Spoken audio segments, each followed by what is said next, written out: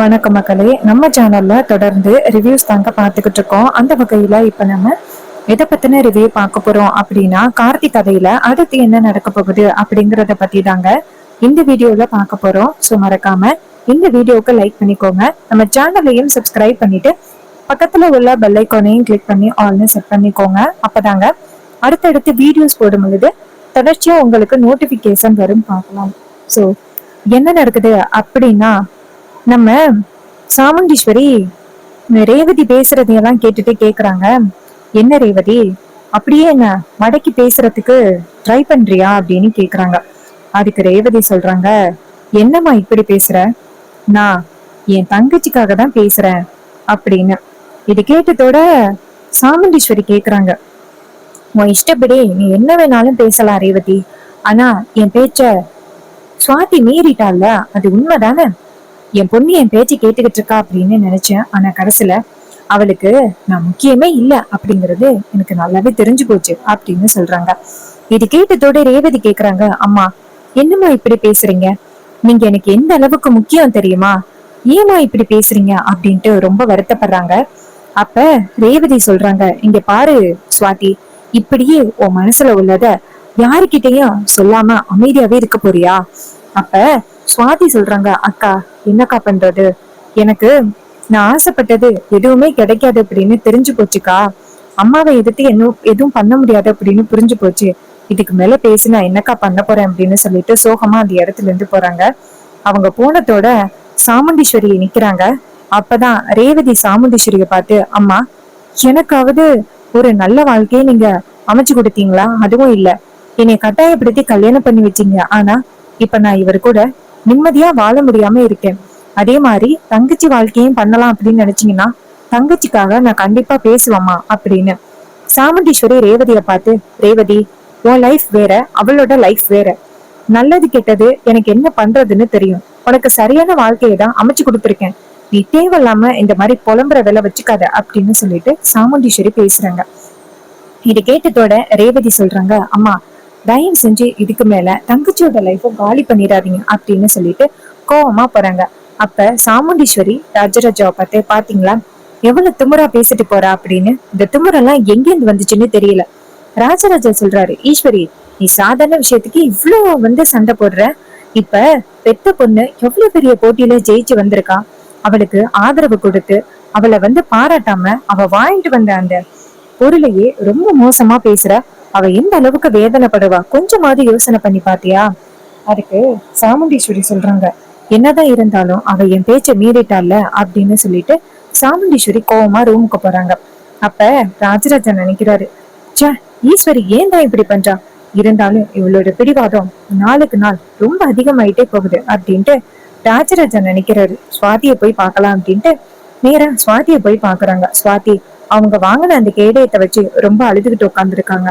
ராஜராஜா அங்கேருந்து போயிட்டு சுவாதியை பார்த்து, அம்மாடி சுவாதி அப்படின்னு சொல்ல, சுவாதி அவங்க அப்பாவை பார்த்து கட்டி பிடிச்சு அழுகுறாங்க. அப்பா அம்மாவோட பேச்ச நான் என்னைக்குமே மீறணும்னு நினைக்கவே இல்லை, அம்மா மேல உள்ள மரியாதையும் என்னைக்கும் எனக்கு குறைஞ்சதே இல்லை, அம்மா ஏன்பா இப்படி தப்பா நினைச்சுக்கிறாங்க, அம்மாவை என்னைக்காவது நான் ஏதாவது சொல்லி பேசிருக்கேனா, எனக்கு ரொம்ப கஷ்டமா இருக்குப்பா அப்படின்னு சொன்னதோட அதுக்கு ராஜராஜா சொல்றாரு, அம்மாடி நான் இருக்கும் பொழுது ஏமா கவலைப்படுற, இங்க பாரு அப்பா நான் இருக்கேன்ல, சாமுண்டீஸ்வரி கிட்ட எப்படியாவது சொல்லி புரிய வைக்கிறேன், நீ பிரைஸ் வாங்கினேல அதை காமி, எல்லாருக்கும் முன்னாடியிலையும் பாட்டு பண்ணியாம்ல, ஏமா அப்பாவை கூப்பிட்டுருக்கலாம்ல, அப்பாவும் உனக்கு என்கரேஜ் பண்ணிருப்பேன்னு, இங்க பாரு அடுத்த வாட்டி நீ மேடு ஏறி பாடும் பொழுது நீ கண்டிப்பா கூப்பிடணும் சரியா.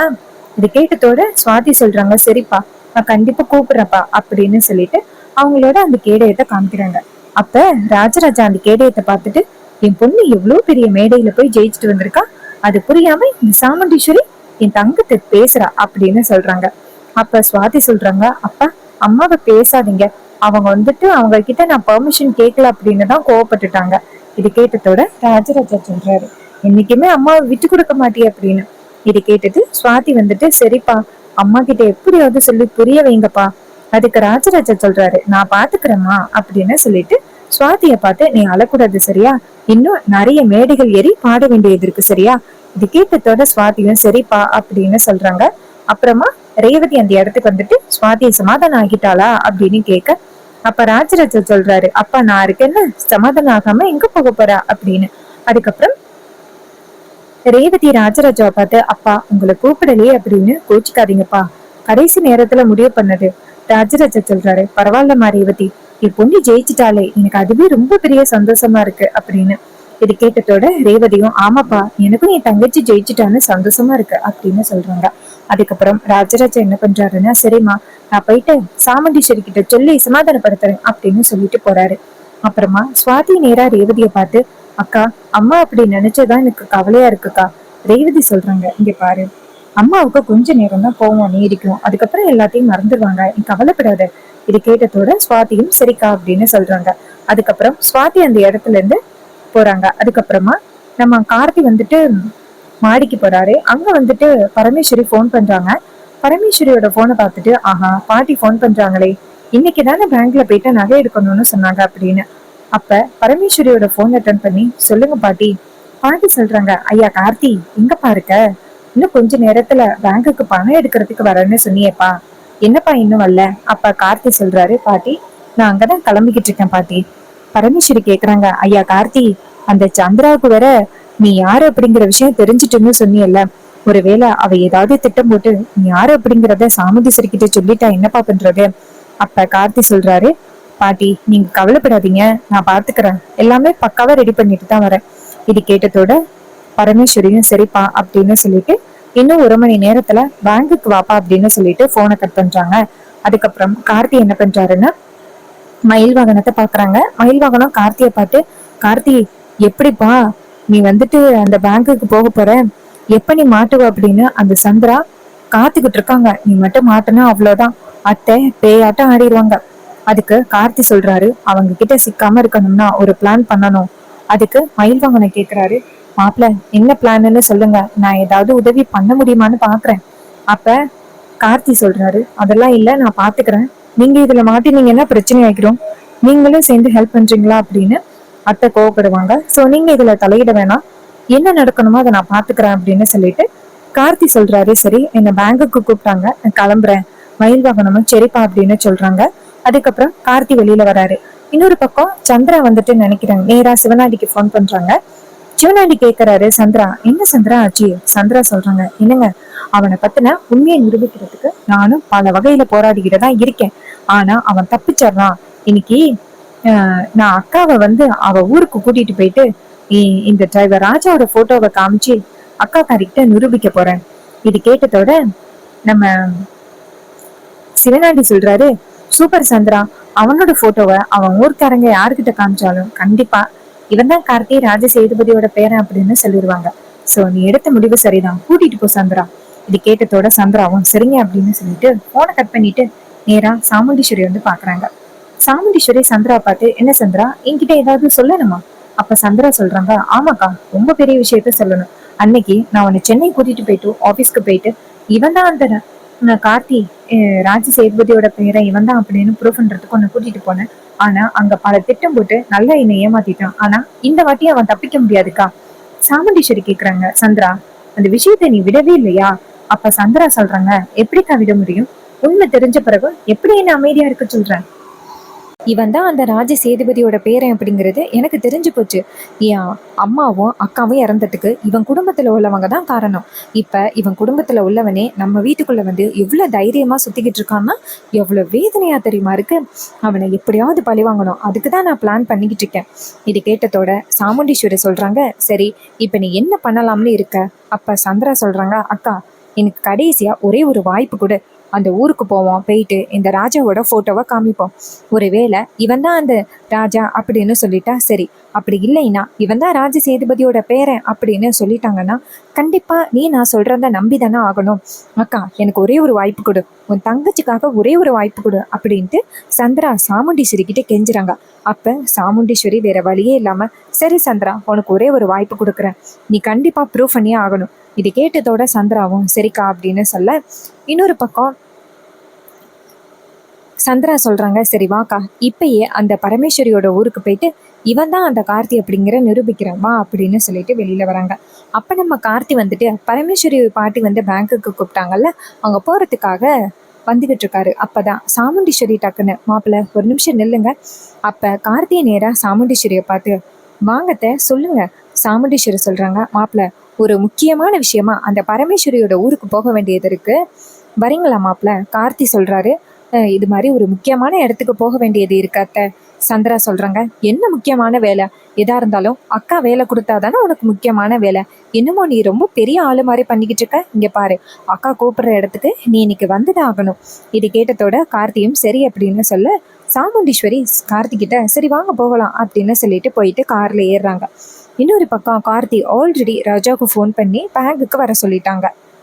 அப்ப நம்ம கார்த்தி வந்துட்டு அந்த வண்டி கிளம்பும் பொழுது ஏதோ மிஸ்டேக் ஆயிருச்சு. அப்போ கார்த்தி நேராக சாமுண்டீஸ்வரி கிட்ட, அத்தை ஒரு நிமிஷம் இருங்க, ஏதோ வண்டி சரியில்லைன்னு நினைக்கிறேன், பார்த்துட்டு வரேன் அப்படின்னு சொல்லிட்டு கார்த்தி வண்டியை விட்டு இறங்கி பின்னாடி பார்க்க போறாரு. அப்போ சந்திர நேராக சாமுண்டீஸ்வரி கிட்ட, பாத்தியாக்கா இவன் வரக்கூடாது அப்படிங்கிறதுக்காக எப்படியெல்லாம் பிளான் பண்ணுறான், இவன் வந்தா மாட்டிப்பானா, அதுக்காக தான் இப்படி பிளான் பண்ணுறான். நீ வேணும்னா பாரு, அவன் கண்டிப்பாக நம்மளை அந்த ஊருக்கு கூட்டிகிட்டு போக மாட்டான், எப்படியாவது நம்மளை கழட்டி விடணும் அப்படின்னு தான் பார்ப்பான். அப்போதானே அங்கே உள்ளவங்க யாருமே இவனை பார்த்துட்டு சொல்ல மாட்டாங்க. இது கேட்டதோட சாமுண்டீஸ்வரி சொல்கிறாங்க, ஒரு நிமிஷம் இரு சந்திரா அப்படின்னு. அப்போ கார்த்தி வந்துட்டு நேராக ராஜாவுக்கு ஃபோன் பண்ணுறாங்க. ராஜா ஃபோன் அட்டன் பண்ணி, சொல்லு மாப்ள. அப்போ கார்த்தி சொல்கிறாரு, நண்பா இப்போ எனக்கு டக்குன்னு ஒரு உதவி வேணும், நான் ஒரு இடத்துல சொல்லுவேன், அந்த இடத்துல கார் ரிப்பேர் மாதிரி நெல்லு. கேட்டதோட ராஜாவும் சரி மாப்ள நான் பார்த்துக்கிறேன் அப்படின்னு சொல்ல, கார்த்தி சொல்றாரு, இங்க பாரு, ராஜாவா இல்ல கார்த்தியா, ராஜ சேதுபதியோட பேரனா. உடனே ராஜாவும் சரி மாப்ள அப்படின்னு சொல்லிட்டு போனை கட் பண்ணிட்டு கரெக்டா கார்த்தி சொன்ன இடத்துல வந்துட்டு வண்டி ரிப்பேர் ஆன மாதிரி நிக்கிறாரு. இன்னொரு பக்கம் நம்ம சாமுண்டீஸ்வரியும் சந்திராவும் உட்காந்துருக்காங்க. சாமுண்டீஸ்வரி பின்னாடி திரும்பி பார்த்து, மாப்பிள்ள என்னாச்சு? கார்த்தி சொல்றாரு சரியாயிட்டுட்ட அப்படின்னு சொல்லிட்டு கார் எடுக்கிறாங்க. அப்ப சந்திரா இதை பார்த்துட்டு, என்ன இது கார் எடுக்கிறான், இவன் நம்ம கூட வரமாட்டான்னு நினைச்சேன், ஏதாவது பிளான் பண்றானோ அப்படின்னு. இன்னொரு பக்கம் கார் ஸ்ட்ரெயிட்டா போகுது. அப்பதான் ஒரு இடத்துல நம்ம ராஜா இருக்காருல்ல, அவரு காரை நிப்பாட்டுறாரு. சாமுண்டீஸ்வரி கார்த்திகிட்ட, யாரு மாப்பிள்ள அது, அந்த ராஜ சேதுபதியோட பேரை மாதிரி இருக்கா? அப்ப கார்த்தி சொல்றாரு, ஆமாத்த, இவர் எதுக்கு இங்க நிக்கிறாரு? சாமுண்டீஸ்வரி சொல்றாங்க, அதான் எனக்கும் தெரியல, இவன் எதுக்கு நம்ம காரை நிப்பாட்டுறான்? அப்ப டக்குன்னு வந்து காரை நிப்பாட்டினதோட கார்த்தி காரை நிப்பாட்டுறாரு. சாமுண்டீஸ்வரி கேக்குறாங்க, ஏய் இப்ப எதுக்கு நீ என்னோட காரை நிப்பாட்டுற? அதுக்கு அவர் சொல்றாரு, இனி பாருங்க, உங்களுக்கே தெரியும், இன்னைக்கு கோவிலுக்கு தேவையான நகைகள்லாம் பேங்க்ல இருக்கு, அதை எடுக்கிறதுக்கு என்னை பாட்டி கூப்பிட்டாங்க. ஸோ அதான் வந்துகிட்டு இருந்தேன், டக்குன்னு கார் ரிப்பேர் ஆகிட்டு, ஸோ இங்கேருந்து ஒரு வண்டி கூட கிடைக்கவே இல்லை, அதான் உங்க வண்டி வந்துச்சு, என்னை அப்படியே போற வழியில ட்ரா பண்ணிட்டீங்கன்னா நல்லா இருக்கும். இது கேட்டதோட சந்திரா நினைக்கிறாங்க, ஆக இன்னமும் பிளான் பண்றாங்க அப்படின்ட்டு. சந்திரா நேரா அந்த ராஜா பார்த்து, இங்க பாரு, வண்டியெல்லாம் உனக்கு நிப்பாட்ட முடியாது, எங்களுக்கு வேற வேலை இருக்கு, வேற ஏதாவது வண்டியை பிடிச்சிட்டு போ. அப்ப கார்த்தி சொல்றாரு, மேடம் அந்த கும்பாபிஷேகத்துல நம்மளுக்கு தானே மேடம் அதுல பங்கு இருக்கு, இவன் சரியான நேரத்துக்கு போகலைன்னா அப்புறம் அந்த நகை கிடைக்காது, அப்புறம் அந்த கும்பாபிஷேகம் நிக்க போற நிலைமையாயிரும், அதனால நகை எடுத்துட்டு கொடுக்கறதுக்கு தானே அவரை கொண்டு போய் அங்கே ட்ரா பண்ணிட்டு போவோமே. இது கேட்டதோட நம்ம சாமுண்டீஸ்வரியும் சரிங்க மாப்பிள்ள அவனை ஏற்றிக்கோங்க. அப்போ ராஜா வந்துட்டு சாமுண்டீஸ்வரியை பார்த்து, ரொம்ப தேங்க்ஸ் அத்தை அப்படின்னு சொல்லிட்டு காரில் ஏறுறாரு. அதுக்கப்புறம் காரு ஸ்டார்ட் ஆகி நேராக பேங்குக்கு போகுது. சந்திரா நேராக சாமுண்டீஸ்வரியை பார்த்து, அக்கா இதெல்லாம் சரிப்பட்டு வரல, இவனை எனக்கு சுத்தமாக பிடிக்கல, வண்டி விட்டே இருக்கு.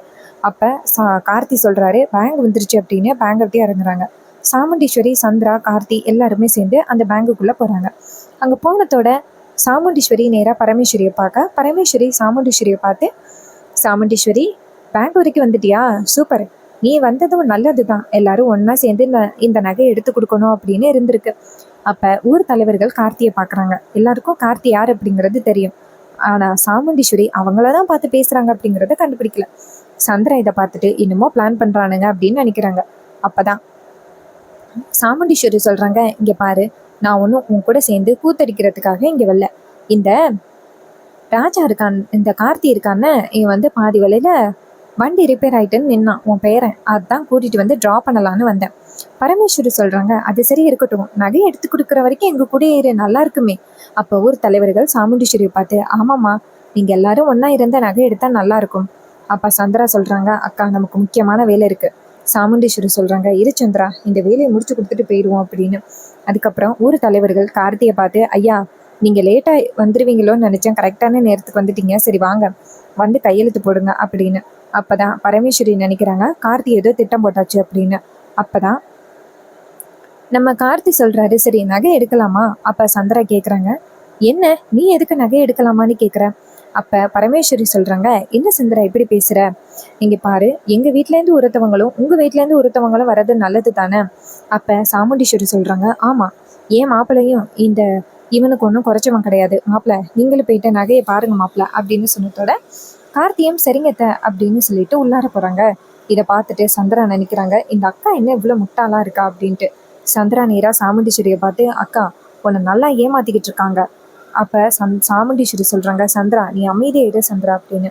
கார்த்தி பேங்க் உள்ளார போறாரு. அங்க போனதோட பேங்க் மேனேஜர் நேரா கார்த்தியை பார்த்து, சார் ஒருத்தர் தான் சார் உள்ளார வரணும். கார்த்தி சொல்றாரு, சார் ரொம்ப அர்ஜென்ட்டு சார், அதான் சார் 2 பேர் வந்தோம், நான் கையெழுத்து போட்டு கொடுக்குறேன் அப்படின்னு சொல்லிட்டு அவர் கையெழுத்து போடுறாரு. அதே நேரம் நம்ம சந்திரா நேரா சாமுண்டீஸ்வரி கிட்ட, அக்கா நீ வேணும்னா பாரு, அவன் உள்ளார போயிட்டு நேரா அவனை தான் கையெழுத்து போட சொல்லியிருப்பான், நீ பாரு அப்படின்னு சொல்றாங்க. சாமுண்டீஸ்வரி சொல்றாங்க, சும்மா இரு சந்திரா அப்படின்னு. அப்ப நம்ம சந்திரா சொல்றாங்க, நீ வேணும்னா பாரு நகையை கொண்டாந்து யாரு கையில கொடுக்குறாங்க அப்படின்ட்டு. அதே நேரம் உள்ளார கார்த்தி கையெழுத்து போட்டுட்டு பேங்க் சார் கிட்ட, சார் நகை கொடுங்க அப்படின்னு சொன்னதோட அவங்க சொல்றாங்க, சார் நீங்க வெளியில வெயிட் பண்ணுங்க, நாங்க எடுத்துட்டு வரோம் அப்படின்னு சொன்னதோட கார்த்தி சொல்றாரு, இல்ல சார் இங்கேயே கொடுங்க. அப்ப அவர் சொல்றாரு, இல்ல நாங்க நீங்க வெளியில என்னாதான் கொடுப்போம் அப்படின்னு சொன்னதோட கார்த்திக் வெளியில வெயிட் பண்றாரு. அப்ப பேங்க் மேனேஜர் அங்கேருந்து வெளியில நகையை எடுத்துட்டு கார்த்தியோட கையில கொடுக்குறாங்க. இத பார்த்ததோட சாமுண்டீஸ்வரிக்கு பேரதிர்ச்சி. அப்ப சாமுண்டீஸ்வரி கேக்குறாங்க, எதுக்கு நீங்க அந்த ராஜ சேதுபதியோட பேரை கார்த்திகிட்ட கொடுக்காம ஏன் மாப்பிள்ள ராஜாட்ட எதுக்கு இந்த நகையை கொடுக்குறீங்க அப்படின்னு சொன்னதோட அவங்க சொல்றாங்க, மேடம் இவர் தானே மேடம் ராஜ சேதுபதியோட பேரை, அதான் இவர்கிட்ட கொடுக்குறோம் அப்படின்னு சொன்னதோட சாமுண்டீஸ்வரிக்கு செம்ம ஷாக் ஆகுது. அப்ப சந்திரா சொல்றாங்க, பாத்தியாக்கா இப்ப உண்மை புரியுதா, இவங்க எல்லாருமே நம்மள நல்லா ஏமாத்தணும் அப்படிங்கிறதுக்காக தான் இப்படி பண்ணிருக்காங்க அப்படின்னு சொன்னதோட செம ஷாக் ஆகுறாங்க சாமுண்டீஸ்வரி. சாமுண்டீஸ்வரி ராஜாவை பார்த்து, ராஜா என்ன ராஜா இங்க நடக்குது அப்படின்னு சொன்னதோட கார்த்தி சொல்றாரு, அத்தை தயவு செஞ்சு நான் சொல்றது புரிஞ்சுக்கோங்க, இந்த மாதிரி சுச்சுவேஷன்ல நிப்போம் அப்படின்னு நான் எதிர்பார்க்கவே இல்லை, என்ன மன்னிச்சிருங்க அத்தை. சாமுண்டீஸ்வரி கேக்குறாங்க, அப்ப நீதான் ராஜ சேதுபதியோட பேரனா அப்படின்னு சொன்னதோட கார்த்தி சொல்றாரு, ஆமத்த நான் தான் ராஜ சேதுபதியோட பேரன் அப்படின்னு சொன்னதோட சாமுண்டீஸ்வரிக்கு ரொம்ப அதிர்ச்சி ஆகுது. சோ இந்த சீன் அப்கமிங் கதையில நடக்க போகுது. கண்டிப்பா நம்ம கார்த்தி சந்திராவுக்கு சமய பல்ப் கொடுத்து எஸ்கேப் ஆயிடுவாரு. அதுதான் அப்கமிங் எபிசோட்ல நடக்க போகுது.